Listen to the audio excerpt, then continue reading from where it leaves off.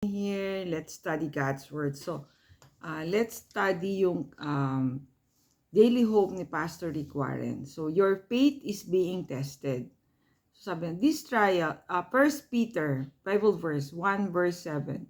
This trial will show that your faith is genuine, is being tested as fire tests and purifies gold. So, um, have you been challenged about your faith in the Lord? Na-experience mo na ba yan, friend?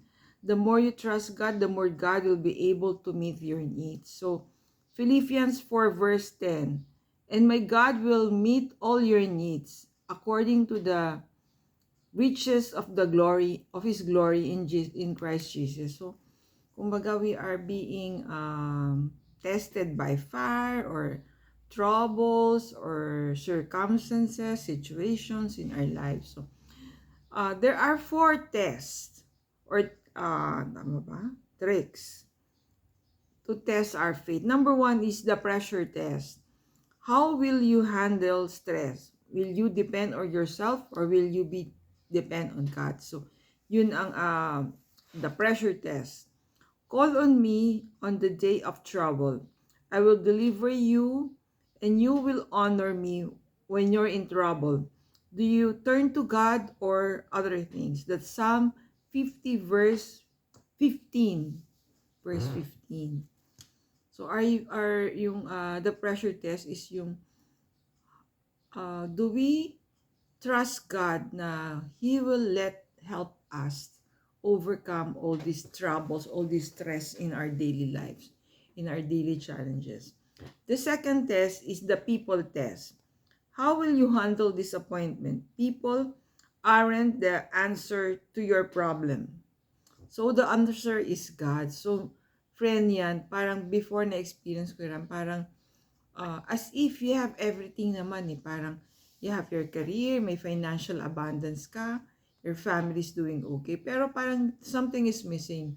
So in one of the talk of Brother Bo, parang I realized yung the answer to my question is God is what's missing in our life. Or there was also a co-employee dati sa paper ko who was telling me na after retirement, he will devote yung time niya sa church service or ministry. So yan, friend. That's the second test. The third test is the persistent test. Will you keep your commitments? So yan, minsan tayo, di ba?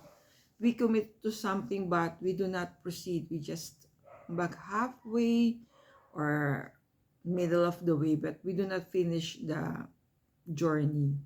The fourth test is the priority test. Who will be first in your life? So how will you know if Christ is really the first priority in your life? Ask yourself 3 questions. Number 1, what do you think about the most? Yan.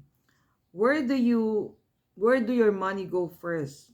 How do you spend your time? So those are the 3 questions to test what is our priority in our lives. God blesses those who patiently endure testing and temptation.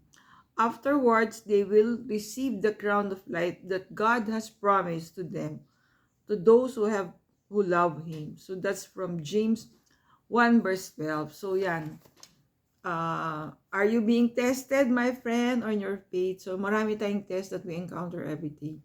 Some are easy, some are hard. But yun nga, every day is a continued test on how much we trust, how much we honor, how much we praise our Lord Jesus Christ. Stay safe, everyone.